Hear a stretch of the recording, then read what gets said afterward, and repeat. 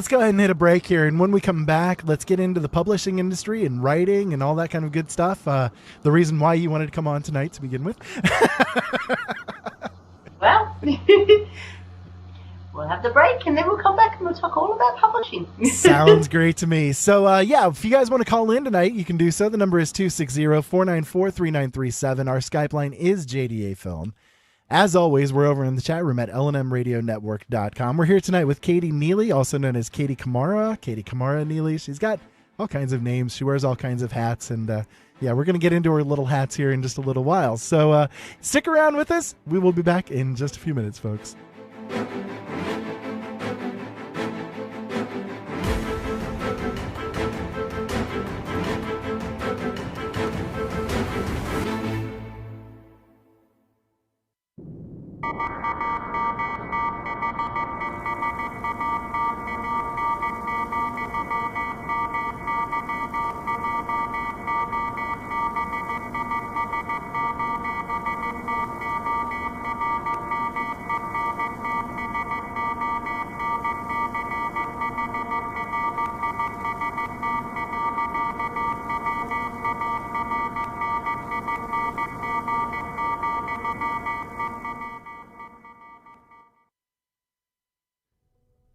Have you ever heard of Audible? Audible is a website with hundreds of thousands of audiobooks. They're all high quality, easy to listen to, and, best of all, if you take advantage of a special deal that we've worked out for you, you can get one for free. That's right, a free audiobook of your choice in any genre, simply by going to audibletrial.com/openeyes and signing up for the free trial. It's simple to do, and it would support the shows that we bring to you, and hey, you get a free book out of the whole thing. So why not take advantage of it today? Go to audibletrial.com/openeyes and sign up for the trial.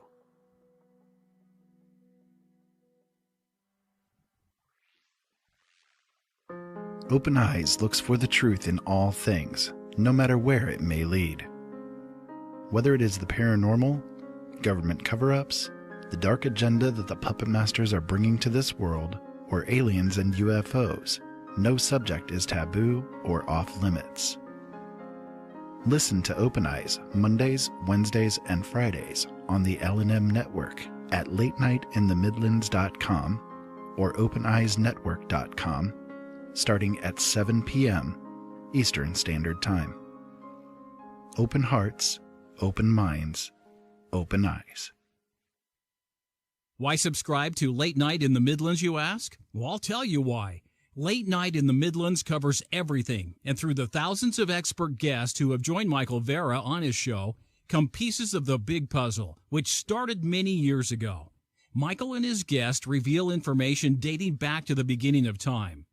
To this very moment, Michael Vera not only brings you the best guests with the best information, but Michael is not afraid to call out those who are less than honest.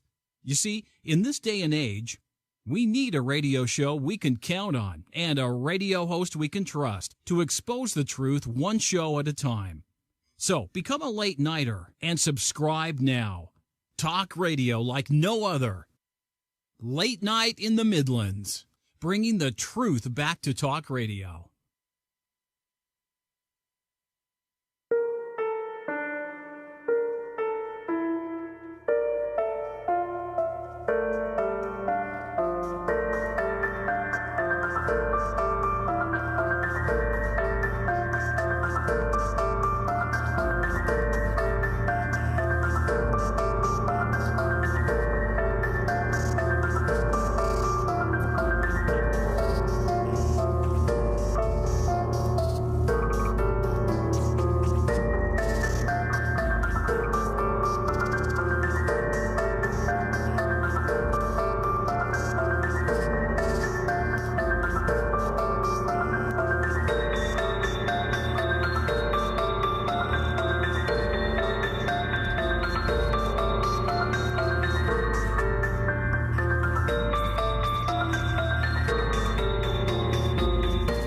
Hello, folks. Welcome back to Open Eyes. My name is Ira Robinson. Tonight we're here with Katie Kamara Neely, and hopefully you guys are enjoying the show tonight as much as I am. I know we've kind of ticked a couple of people off there, but that's okay. It's still the things that need to be talked about, and yeah, it wasn't me that said it, right? Yeah, so anyways, if you guys want to call in, 260-494-3937 is the call-in number. Skype line is JDA Film, and we're over in the chat room at LNMRadioNetwork.com. Come on over. Join in with us. And if you guys are watching us on Facebook, make sure you share it. Make sure you hit that like button. Make sure that you guys get the word out that we are live right here, right now. Yay! Anyway, so Katie, we are back, and yeah, it's funny how weird things can get sometimes, isn't it? So, anyways, the publishing industry. Now, you are heavily involved in the publishing industry, to say the least, because, well, you are my publisher. Yay, thank you. I always have to tell you my gratitude, and yeah. Oh, you're always welcome. you gave me a chance, and it's been a wonderful experience to work with you. And I will say, you know, I've heard a lot of really bad horror stories about publishers, and I've dealt with some really bad ones before. You guys are incredible over there, and I just want to make sure to get that out there. If you guys out there are listening and you've got a book and you know, are thinking about looking at getting a publisher or something like that, you know, you've got something available for them, right? I do indeed, and we're always accepting until obviously we get, you know, overloaded, and then we might, you know, put in a submission cutoff, but right now we don't have a submission cutoff, so you know, we're open to all opportunities for writers aspiring, new and old. So yeah, including agented and all that, right? Exactly. Now I heard we're not you know, defined by a strict amount of authors or you know, genre or, you know, whatever your writing ability. We still accept a lot of them, but just be aware that there are some rules about submissions and things like that, and I'll get into that a little bit later. Okay. And you guys also, you are, well, you've been in the industry now for a while. You've been full on into it for 3+ years, right? Yes, we have. Yeah. Okay. So with that time period, you guys have seen a lot of changes in the publishing industry going on too, right? We certainly have, and a lot of those industry changes have got to do with Amazon and their ever evolving company affiliations, whichever you want to call them. The corporation seems to be growing a lot bigger over there, and in effect, it's not ruining the publishing industry. It's ruining the lives of those who want to become aspiring authors and or who are already authors, that, you know, they're doing some dodgy business deals, and most people aren't aware of them, but they are out there. And it's not to say that I'm against Amazon at all. It's just that, you know, they've got a lot of practices that you know, just aren't worthy of the credibility that an author should deserve. Put it that way. Yeah, I was I got involved with Amazon Publishing first, way long time ago, back when they first started doing the Kindle Direct Publishing, the KDP Select publishing area that they have there. And my experience with them at first was good. You know, it was a really decent time, and I sold a crap ton of books through them. But then they did different changes to their algorithms. They did different changes to the way that they did the submission processes and that kind of stuff. And I think probably rightfully so, because there were a lot of people during that period of time too that were taking advantage of things. You know, they were grabbing hold of like things that were in the public domain and republishing them as their own books and that kind of stuff. And, you know, there was a lot of stuff that was going on that people were banking on and making a lot of money with. And now they've gotten, you know, a lot more strict, you know, as far as that kind of stuff goes.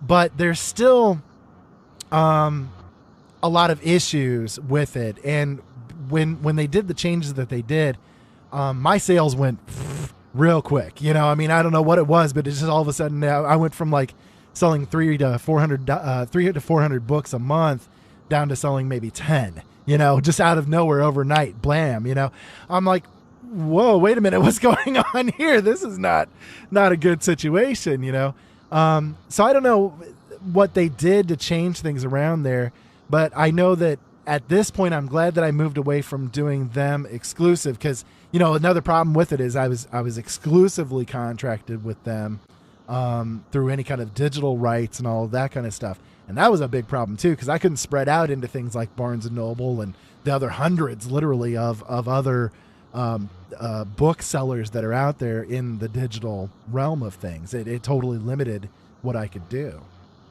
Yeah, and I would mention too is that Amazon, if you do self-publishing, it's not impossible, but it is a door stopper. If you're a self-publisher and you go through places like Blurb or a lot of the other self-publishing companies out there, including Amazon CreateSpace, is actually a door stopper. You may have to petition for years. I mean, most people dream of, they write a book, they want to go, they want to see their book online, they want to have their book sales, and then they want to go, oh, I want my book physically on a bookshelf in a bookstore. So that way I can see it and people can buy it in there.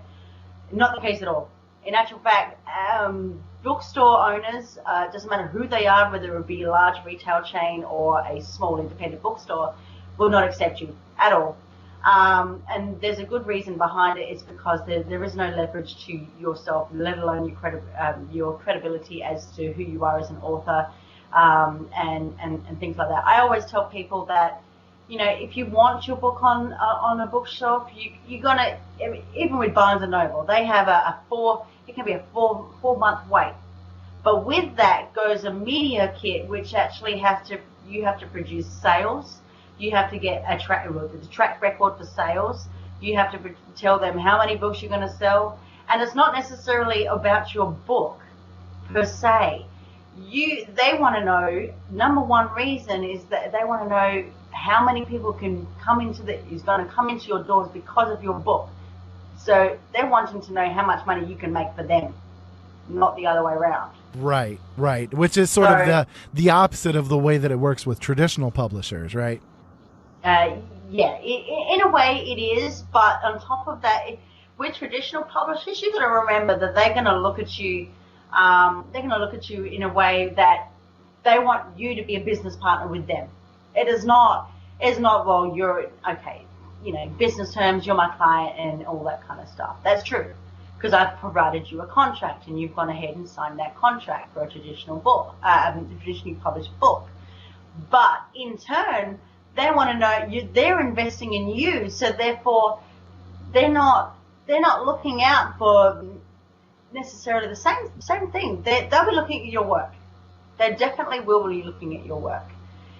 But the problem is whether or not you can be credible to them for the investment, because if they're going to pay you in advance, if there is any in advance, you're so lucky to get one. Some company. The big publishing houses will do big advances, and usually they're about $10,000 to $15,000. They're not huge. But the higher caliber ones, that you got to remember that the royalties are maybe between 2 to 15%. Sometimes, but the average is 2 to 9%, and right. out of those percentages, you're going to be giving out. You're giving out those royalties to publicists. You're giving out to whoever else is needed to employ to, get you on the circuits and things like that. Now, let's just say that you got yourself a $10 or $15, $1,000 advance, and your book sells one copy. Now that publishing company that you sign a contract with them, are going to come after you for that money, because they've invested you to do certain things, and under your obligation, you're made to write. Because a publishing company will not, give you a contract just straight out the gate because they want to. They're expecting you to keep writing. Right. And if you don't keep writing and you don't fulfill your obligations, you're going to end up having a debt. I see publishing as a business enterprise, especially to the author, wherein it's a bit like realty, real estate, buying into real estate. You're getting a commission for what you buy into. Now, if the commission doesn't exist, then you're in debt. a lot of people try and find that hard to understand, and it's the same with the mindset of self-publishing too. Is people go in there saying, well, I can go self-publish a book, I can do it for free, and I'm looking at them going, you do know that self-publishing costs money. Free is not always free, right? Free, and it actually costs a lot more to self-publish than what it does the to estimations publish or what's called hybrid publishing, which is going to a traditional publisher and seeking their services. So you're not necessarily traditionally published, but you are traditionally published in a sense that they help you get you where you want to be, but they're giving you the services, so you're essentially paying for some services and some but the other services are all fully provided by the publishing company. Right.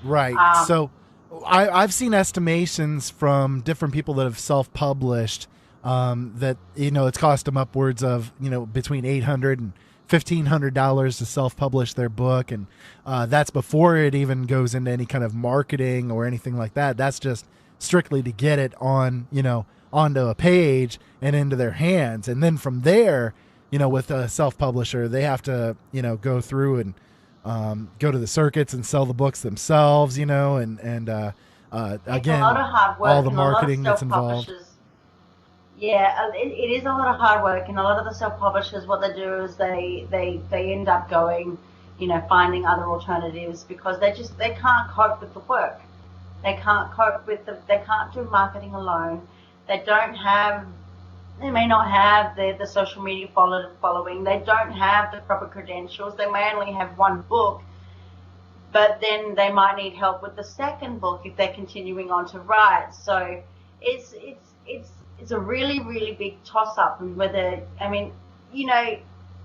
from experience, it takes 9 years on average to get a traditional publisher to even look at you. In my circumstances, it's a little bit easier because the opportunities are a little bit more open. But it takes about 9 to 10 years to even get traditionally published and land you a huge. And then I'm talking about big publishing houses like Penguin and all of those up there. It's not as easy as it looks, and majority of them will, they'll look at the manuscripts, and by far from my personal experience, I'm astounded to say, and this is not in any way being offensive, but I'm astounded that I agree to look at maybe a good few submissions that come through, and they are horrible, absolutely horrible. And I'm not just saying that because it's not the style of writing or anything like that. It's because it's not being edited properly. Right. I'll give you some suggestions. You do not submit a book that's never been edited, even if it is to the best of your ability. Because if you do put in a book that is not edited properly, you're going to read the first sentence and it's going to be, thrown in the trash. It's in the slush pile. That's how they treat it. Yep. So it's not a good way to do it. A lot. And the other thing is too is that a lot of people go into this kind of career, call it what you will. They go into this career thinking, oh, I'm going to write a book one day. And I'm going to take 6 months to do it, and I'm going to take, it's going to be a really, really good book, and I'm going to go on the circuits, and I'm going to take advantage, and I'm going to pay off my mortgage. Big bummer. That's not the way to think about it, because books, it takes a good 5 to 10 years in order to get a decent income, and the decent income is going to be somewhere between $1,000 to maybe $10,000 unless you strike it lucky. I mean, you may be lucky, but who knows? I don't know. It really depends on your story. Well, to put it into perspective, take a look at the Harry Potter series. J.K. Rowling, It took her, almost 10 years to find a publisher before Scholastic finally gave her the chance, and she actually submitted it to, I think she said 12 or 15 different publishing houses before that. And was continuously editing. just kept trying, and finally Scholastic gave her a chance. And, all these other publishing companies are probably sitting around firing the executives that said no to the book to begin with, right? Because she's made billions, but that's, she's like literally way into the exception and not the rule as far as publishing goes. Sometimes it can take a long, long time before you get any kind of acceptance or even looked at, to say the least. So the rule that I advise people to go by is, remember the 10,000 hour rule. You ever heard of that, Rara? Yeah, isn't that the one where if you've spent 10,000 hours on a certain thing, you've become the expert in the field? Isn't that correct? That's right. Yeah. And so 10,000 hours equates to 5 years. Right. Yeah. So 5 years worth of full-time work. So to become the virtuoso, you got to triple that. Yep. So that's usually how the occupation of being a writer or an author is like. Now, let's just say you're going around in public and you're saying that you are, I'm an author. I've written a book. But if you haven't got that book written, you're not an author. Right. You're not actually an author, and you can't. And see, the terminologies now in the industry are changing a lot. And the thing is that self-published authors, I should say that being that I am a traditional publisher, I can't necessarily call them authors either. Because an author can only be given that title if they've actually been traditionally published. And it's not to say that you are not an author, if you're self-published or anything like that. But that is that's the industry standard. That's how the industry looks at it. Yeah. That's the industry standard. So it's not that I'm going out and saying that you're just a writer because you're self-published. So you can't call yourself an author. No, it's because there's a lot of public perception out there that think that a whole heap of writers who have never published before, gone and self-published, and then they've gone and called themselves an author. And I'm like, it goes back to the same thing as what I was saying before. You cannot open the doors unless you are traditionally published. And that's why self-publishing is a doorstopper. So the other thing is too is that, if you're going to do a submission, see if your dog will read it first. And I don't mean that to be offending either. If your dog won't read it and it's full of spelling mistakes and title, typos and, really bad, poorly written, do you think a dog's going to read it? Absolutely not. So why would you want to send it off to a publisher? Well, I know for me, the way that I work is, I write it. I do my basic edits, going through grammar changes and spelling changes and that kind of thing. And then I have my wife read it, and she looks for anything that I missed, because, you can't look at it yourself, because your own eyes are not going to catch the errors that are there, right? It's just the way that it's always been. Any kind of field, whether it's, any kind of creative thing, it's always going to be that way. So I have her look at it because she'll be honest with me if I'm doing something crappy, right? I can trust her enough that if she tells me it's good, right?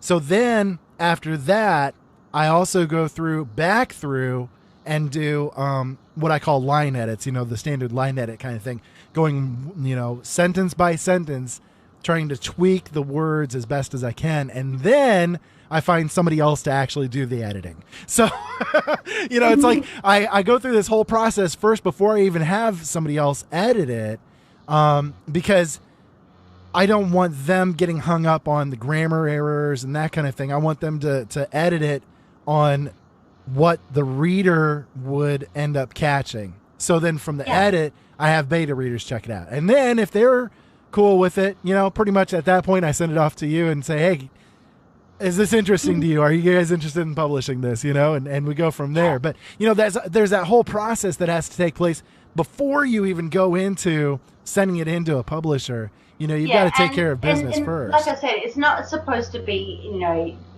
done and it's spoken in an insulting manner. It's supposed to be counterproductive, because if you're sending in something that is poorly done, how bad does that look on your image? Right. And that's what I'm saying. I don't want people looking at my work saying, well, wait a minute, what's this guy all about, right? and thinking that I'm this, guy that's very grammatic errors and spelling errors or that kind of thing. I don't want that myself. I don't want that as my image. So I make sure to do all of that before I even send it off to anybody. I mean, the other thing is too is that if you ask another a professional or like a beta reader or something like that, or even just a family member or something like that, if you get them to read your work, please, by all means, don't send them your draft. Don't ever send them your draft.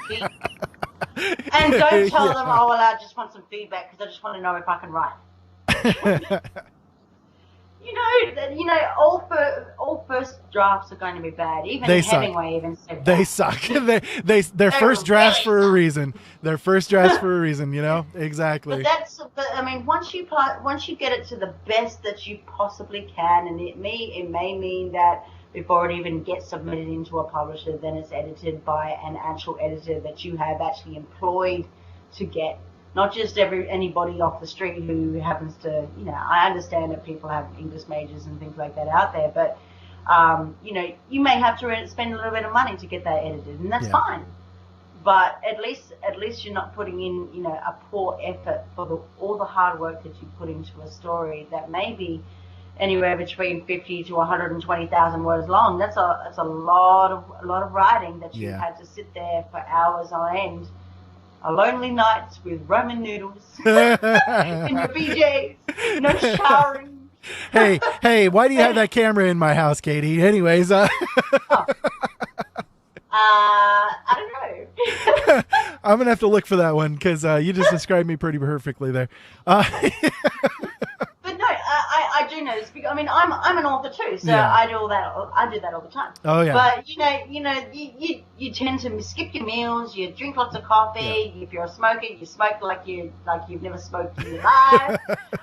You smoke to try and kill yourself at the same time. Yeah, pretty much. And then by the time it's all done, your PJs and I don't know. we all writers have strange habits. It's like we don't socialize with people because we hate people. Obviously, that's why we stick around and write, right? Oh yeah.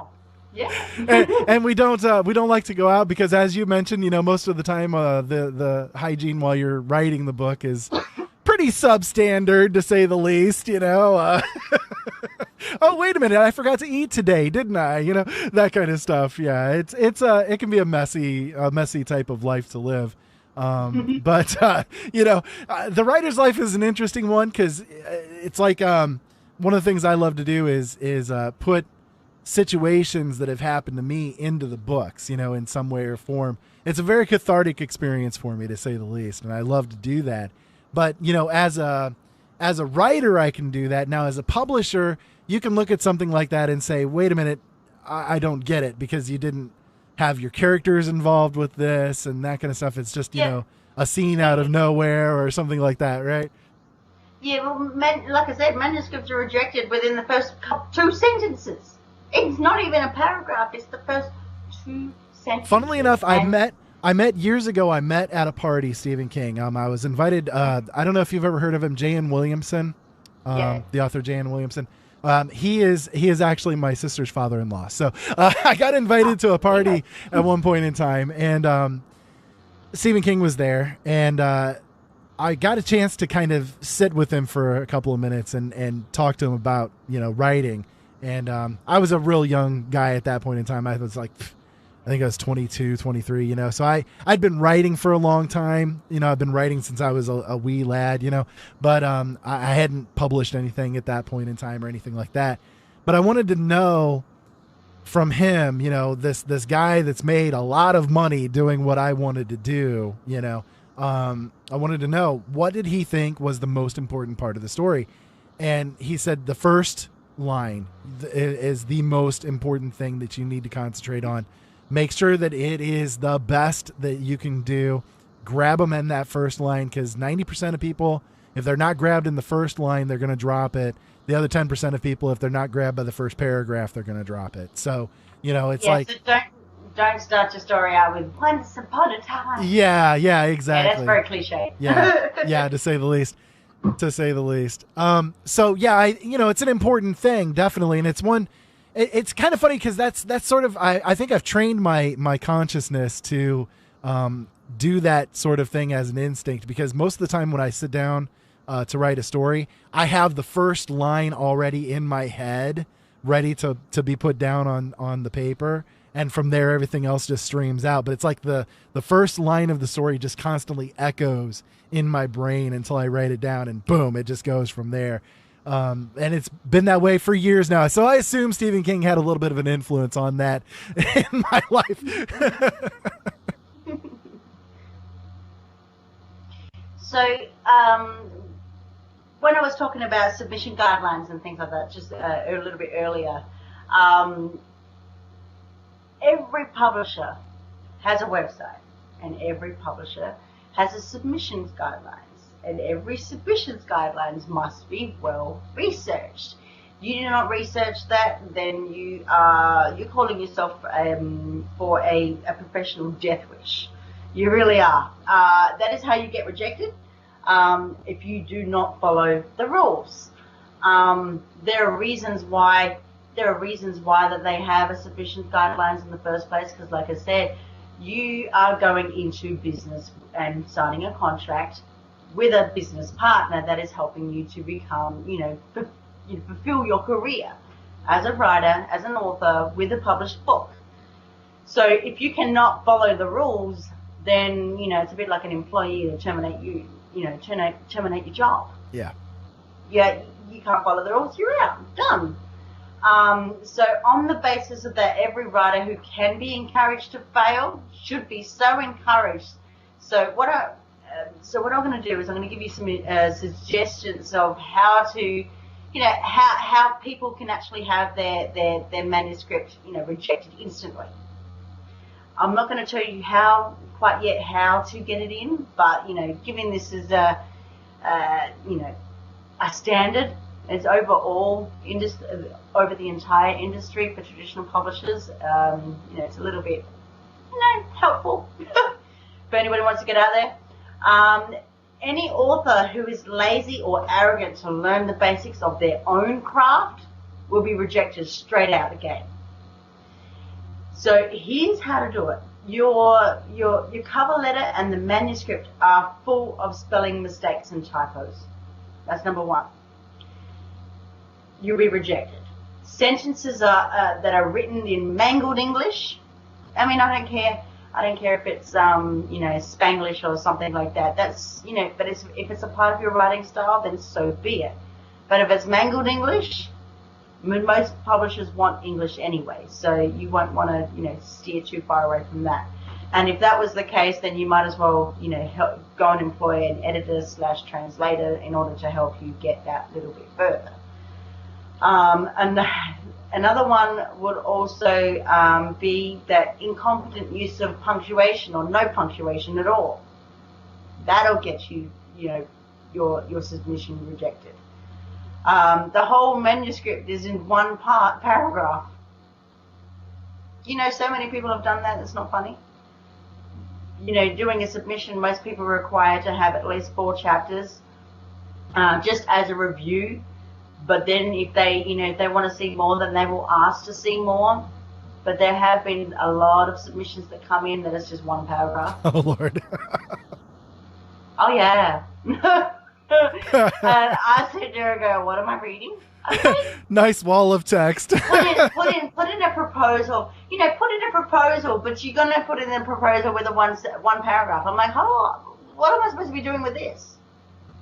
You're sitting there and you're supposed to publish a book, but you don't know anything about it. I mean, I understand that the rule of thumb is to, go by the first sentence, be the eye catcher, but you're giving me 1 paragraph and nothing else to back it up. I mean, I like to read, me personally, I like to read maybe 1 or 2 pages. I'm not just going to go stick it at the first sentence. I might read it a little bit if it satisfies my, what I'm looking for. But 1 paragraph? Are you kidding me? The other thing is too is that there have been submissions that have been in capitals. Now, even in the publishing industry, we all know that in chat rooms and things like that, even using capital letters is deemed as shouting. Well, it's the same thing in the publishing industry too. There's a lot of people that have put in submissions with capital letters thinking that they might stand out a little bit more. And that's another way to get rejected. Now, sending a manuscript in the body of an email is not a submission at all. You know, convert it to a PDF if it's a digital written on a Word document or something like that. Convert it to a PDF and send it as an attachment. Don't send it in the body of an email. That takes a lot of work to put together once it's fully done. And most companies will ask you to print it out before you send it to them. Most companies, especially the big ones. Me, I don't mind with digital manuscripts.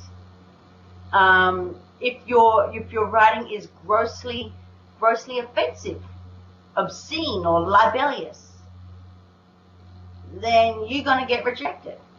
99.9% of manuscripts are actually, checked for plagiarism. Standard phrases, things like that. You're going to get caught if your manuscript is plagiarized. And you'll know if it is too. I mean, that's the thing. You've intentionally plagiarized. If you're just writing and maybe a couple of phrases or something like that are similar to other books, there's a big difference. It's sort of a percentage thing. It's that is usually gone with, right? It's like, if 1 or 1.5% of your book is similar to others, then that's not a big deal. But if it's like word for word, paragraph after paragraph, the ratio is 70-30. Now you're allowed to have 30% of non-original content, but it has to be cited by the sources, and it must be in your manuscript, and you must include the sources. If it's not included, then you could be in a lot of trouble. You're going to get instantly rejected regardless. The other thing is that if your story is an obvious retelling of Harry Potter or the Twilight or some well-known novel or TV series or graphic novel or even a computer game, you're going to get rejected. Fan fiction is great to a certain extent, but then again, you're plagiarizing. Yeah, fan fiction is also a plagiarism thing. Exactly. Yeah, you got to be very careful with that. In fact, I just had Keith on a couple of weeks ago, and he was talking about that, how sometimes with fan fiction, it's not always necessarily gone after immediately, but it's also exceedingly frowned upon, to say the least. And it's most certainly not something that's going to be accepted as a submission as a published book. Mm-hmm. And you, in order to get your book into, I can tell you how to really irritate a publisher. I can really tell you. If you ignore the submission guidelines, like I keep saying, you won't get published. If you don't bother to research the books that the publisher publishes, you won't get published. Right, because some of them deal with specific type of genres, and if you're going against that genre submission process, then you've got a problem. We do have a call that's coming in. Let's go ahead and grab them in here real quick. This is I'm trying to see, is it 301 area code? I do believe. Welcome to Open Eyes. And they hung up. Oh no. Apparently they didn't want to talk after all. Okay, well then that works. We'll go on with it. So yeah, if you don't do research at all regarding the publisher, then you're going to get nowhere. You really aren't. If you send an unedited first full draft of your story full of errors, repetitions, and inconsistencies, again, it sounds like I'm repeating myself, but yeah, you're going to irritate the publisher. You gotta make sure that your characters are always sounding consistent. Like you can't tell the readers that they had blonde hair in one chapter and then black hair in another chapter, unless they dyed their hair sometime in between in the story, right? These are things that publishers look at. I mean, they notice that kind of thing, and that kind of inconsistency gets really annoying because that should have been edited out before it was ever submitted. Mm-hmm. And the two biggest things that irritate a publisher? What's that? sending a long, vague cover letter full of irrelevant information and quotes from your mother or from your friends about how much they love the book. I understand people, when a writer writes and they write a book and the first person they can give to is to their parents, their mother, mothers especially, because mothers will do that. No offense to any mothers out there, but or they'll give it to their friends, family or things like that. They won't give them to anybody professional. Now, to give it to someone professional, you may have to pay them, $50 or something like that to do that, or you can get a professional service which may, even a top-notch one. You might have to pay them a couple of $100, but it's worth the money if you're wanting to get that, submission perfect. That's right. You're not gonna regret the money. So I think you've got a caller. Yeah, let's go ahead and try to get him back in here again. 301 area code. Welcome to Open Eyes. Who's this, and what's on your mind? Hello. Hello. Your voice. Nope, we're not hearing anything. I don't know what's going on. I don't know if it's a Skype thing or if it's something that's going on their end, but yeah, it keeps kind of muting, and I don't know. Weird. Oh, well, we'll just run with it. We're almost out of time anyways here in just a little bit, so we'll just run with it. Hopefully they'll call back in on another day. Yeah, so, and the other thing is, too, is that if you're pushy and assertive about how great your story is and it's going to make you a name, it's going to make you rich and all that kind of stuff, and, boasting of an untried amateur is a huge turn off. It's not, publishing is kind of, competitive. It is, as much as what people think, publishing is actually a low profit business, and no publisher can afford to pay people to read manuscripts, to sit there, to do what they're going to do with all the submissions that they get in. An average, the big publishing houses, they get 3,000 to 5,000 manuscripts per year, and only 5 to 10 manuscripts make it in. They have a huge slush pile, to say the least.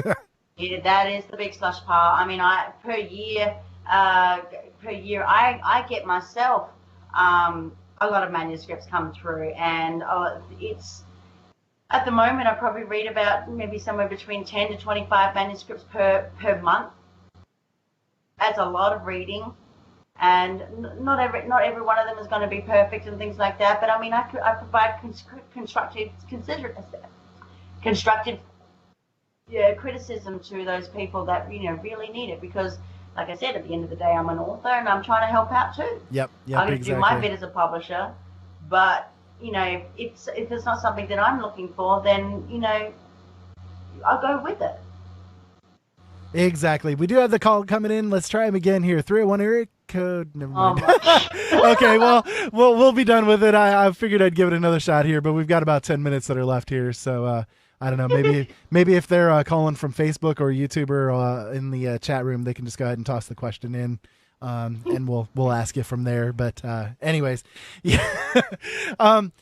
Dealing with publishers as a writer. Now, I'm not a publisher in any way myself, and I would never, ever want to be, because I'll tell you what, you guys, I've seen what happens on your back end a little bit. It's a mess, to say the least. You guys go through a lot of work, and you're working like 20 plus hours a day trying to help people out with this stuff, and it's just amazing the amount of energy that you and your husband have in this industry, and the passion that you have for it.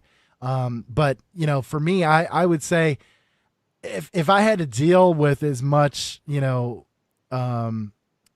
public stuff as I normally do with the radio stuff, if it was in the publishing area, I could tell you, I know most people are probably not gonna go through very well, right?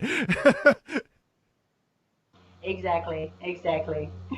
We get, like, I'll give an example. I'm the station manager over here at LNM Radio Network, and we get, messages all the time from people that, would like to have their show appear on our network, and we'll go and check it out, and it's like the worst audio ever, or they're, spewing off hate comments or things like that. And I'm sitting there going, you've got no chance here, buddy. I'm sorry, but I'm not trying to be mean.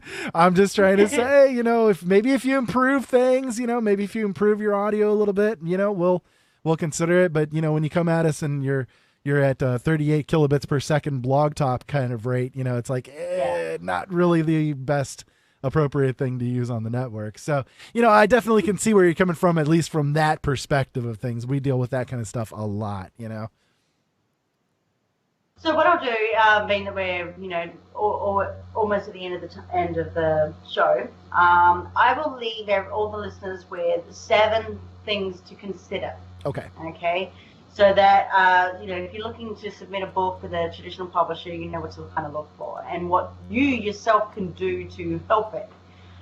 So the first one is your idea. You must have a good story or an idea that is original and is unique. It must be unique. It must be something that, there's lots of genres out there that all sound the same, but try not make it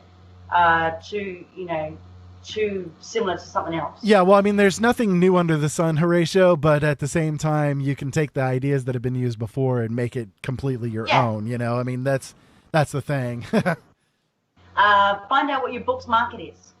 The market analysis must indicate the potential for the great reader interest, therefore large sales. You put your book you don't research your market, your book is going to end up in the wrong market. You also must look at your book's competition. Find out what books are out there, what similar books are out there, and whether your book is how competitive your book is going to be compared to the rest. Right? Find your credentials or your author platform is the number one thing that they're going to be looking for. Your bio, you're going to have bio and a pre-promotional or pre-promotion of yourself. You don't have social media, you don't have a website, you don't have nothing. You're proving an inability to sell your book. Because 10% of your job, just because you get a traditional publisher, don't expect them to do everything for you. Right. That you got to sell yourself. It's like a reader is not going to pick up a book that they don't know anything about the author, let alone not seeing their face. So therefore, it's your way, and the only way that you're able to do that is social media and websites are one of the biggest things that they are looking for. And make sure that you're not just posting up some video from WorldStar or WorldStar Hip Hop or whatever that YouTube channel is. You're not posting up something that's irrelevant to your book. Post up something so that people can relate to your writing.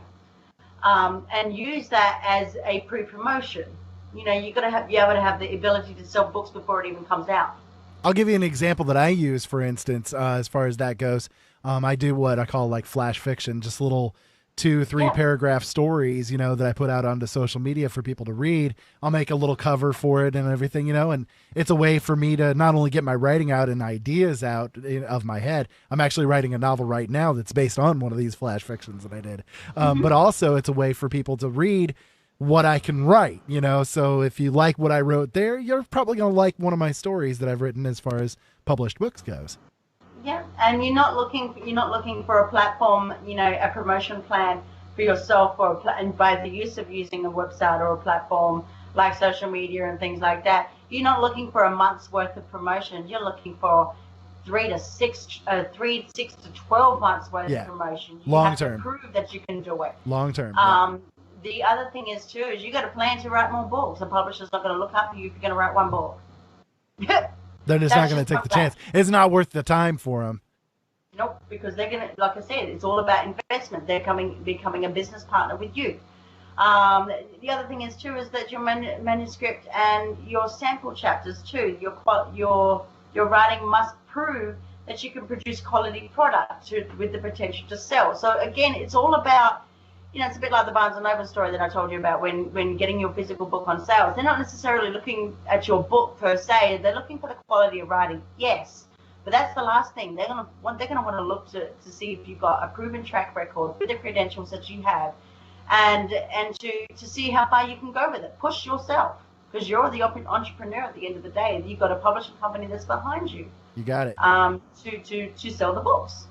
So potentially it's all about sales, business and sales.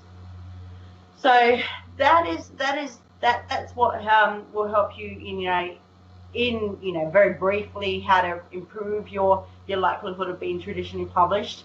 It's not foolproof. It really isn't. And many companies out there are looking for different things too. So, but at the end of the day, if you're looking for an opportunity to be published, and by all means, you can come to our website. It's neelyworldwidepublishing.com. That's Neely for Neely. Or we're also on social media as well. Or you can give us a call on 202-575-0676. Sounds great, Katie. Thank you so much for being here tonight and giving out all this really great information, as well as being my co-hostess with the most hostess there at the beginning. That was awesome, and I appreciate you being here with us. You're very welcome, Ira, as always. Stick around. I'll talk to you after the show. No problems. Alrighty, thank you. So there you guys go. Katie Neely, she's an amazing person. I love her to death. She's just been an awesome force to work with, and her husband Daryl as well. Both of them and have really, to say the least, they've changed my life, and I'm grateful to them for all the opportunities that they've given to me. So I definitely appreciate that. If you guys want to check out my own books, you guys can do so. They're over at my website, originalworlds.com. That's originalworlds.com. I have nonfiction, fiction, you name it, it's all there.